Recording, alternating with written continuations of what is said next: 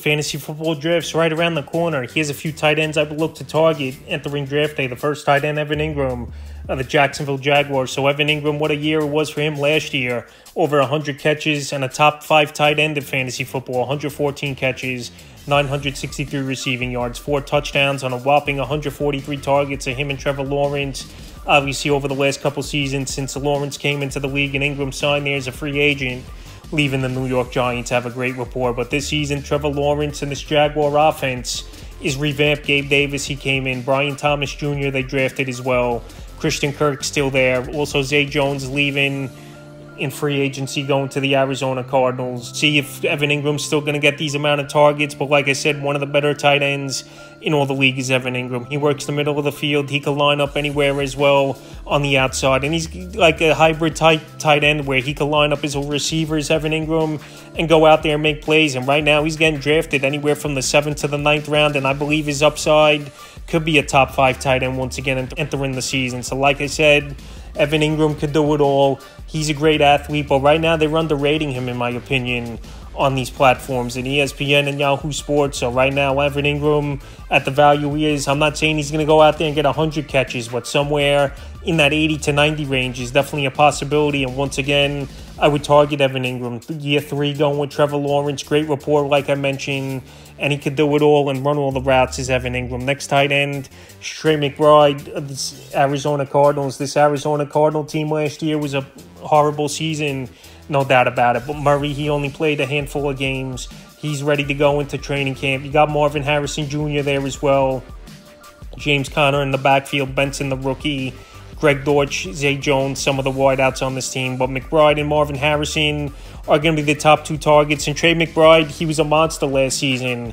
The last 6-7 games of the year, once Kyler Murray really was back in the lineup. 81 catches, 825 receiving yards, and 3 TDs. And also remember, Zach Ertz, the first couple months of the year, was the starter before he went down with injury. So McBride, once he came in, he took the league by storm. And right now, going into the year, I know he's the number 4, number 5 tight end at the position. But I arguably could say he could have a better season than Travis Kelce for all I know. Travis Kelce last year was dealing with some knee and ankle injuries. That Chief offense really wasn't clicking until the playoffs. So there's definitely a possibility Trey McBride, he could be a top 1 or 2 tight end, 1-2 top tight end this season with his upside and his route running ability. And one of the better tight ends to come out of college over the last decade is Trey McBride. So with a good offense, the middle going to be more open, I believe, with Marvin Harrison getting a lot of attention running his way. And to get McBride in the 4th, 5th round, where tight end, obviously he's a solid position this season, no doubt, but with his upside and possibly could finish out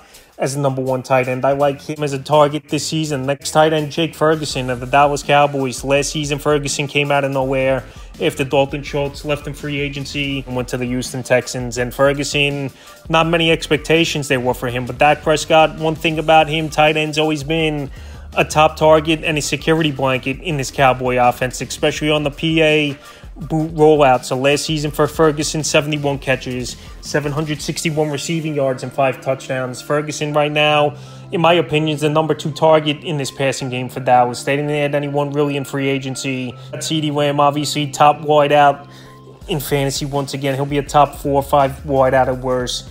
Got Brandon Cooks, Michael Gallup, they got rid of. He went to Vegas, then retired. So pretty much, I believe the pecking order is Lamb, then Ferguson, and then Brandon Cooks in this offense. And maybe Zeke Elliott catching the ball out of the backfield a little bit, or Rico Dotto, whoever's going to be the running back for Dallas. But I think Ferguson, where he's going in that 8th, 9th round range, could be a solid tight end. And maybe those touchdowns will go up as well, because he was amongst the league leaders at the tight end position last year in targets in the red zone. So Jake Ferguson, he's going to fit this offense once again. Dak's always like targeting the tight end, going back to the Jason Witten days in his rookie year. And Ferguson, at the value he's going, is a great pick once again. Next tight end, Brock Bowers of the Vegas Raiders. I know the landing spot wasn't great for Bowers, and he's one of the more hyped up tight end prospects in a very long time coming into the league is Brock Bowers. Many people thought he was going to the New York Jets. We see that it didn't happen, and now he lands in Vegas, where it's either going to be Gardner Minshew or Aiden O'Connell. But I still believe Bowers could crack the top 12 at the tight end position. Like I said, elite route running ability.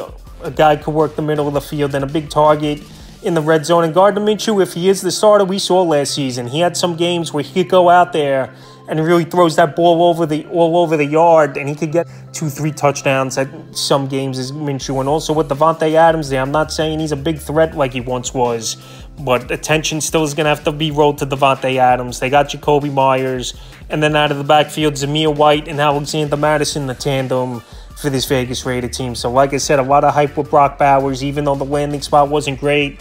But I still believe where you could get him in those later rounds, that 10th, 12th round range, he could be a big-time get for fantasy owners. And the fifth and final tight end, Kyle Pitts of the Atlanta Falcons. Kyle Pitts, we know his rookie year was a good one, but the last couple seasons he really hasn't done much, and it's not 100% his fault.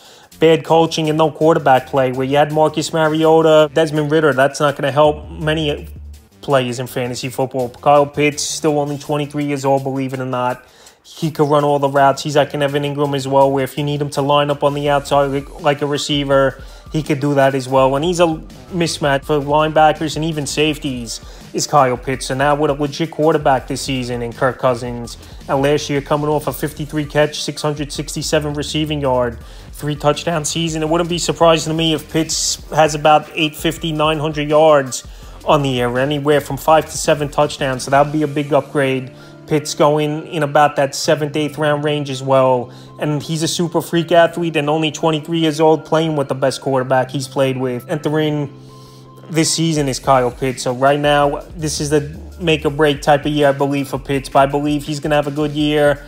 And Kirk Cousins, he's always been a quarterback. I know he's had turnovers. I know he hasn't shown up in primetime games and stuff, but he always gets that football to his top targets. And he's a quarterback, still could drive that football down the field and make plays. That's a few tight ends I look to target entering draft day in the next few weeks.